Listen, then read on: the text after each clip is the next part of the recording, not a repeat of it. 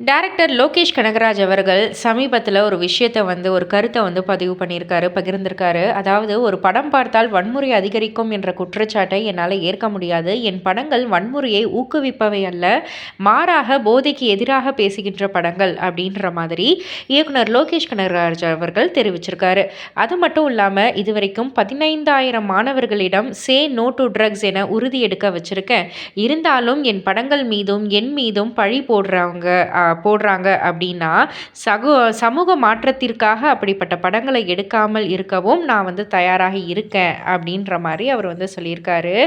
இருந்தாலும் இன்னொரு அடிஷ்னல் பாயிண்ட்டும் அவர் சொன்னார். அதாவது, சே நோ டு ட்ரக்ஸ் தலைப்பில் கல்லூரி மாணவர்களுக்காக ஷார்ட் ஃபிலிம்ஸ் பண்ண வச்சு அதில் முதல்ல வரவங்களை என் அசிஸ்டண்ட்டாக சேர்த்துக்கிறேன்னு சொன்னேன். அதில் ஒருத்தந்தான் இப்போது என் அசிஸ்டண்ட்டில் ஒருத்தனாக இருக்கார் அப்படின்ற மாதிரியும் ஒரு விஷயத்தை பகிர்ந்துக்கிட்டாரு. ஸோ இதெல்லாம் பற்றி நீங்கள் என்ன நினைக்கிறீங்க? உங்களுடைய கருத்து என்ன அப்படின்றத கீழே உள்ள கமெண்ட் பாக்ஸில் குறிப்பிட்டு சொல்லுங்கள். மறக்காமல் சேனலை சப்ஸ்கிரைப் பண்ணி பக்கத்தில் உள்ள பெல் ஐக்கானை கிளிக் பண்ணிவிடுங்க.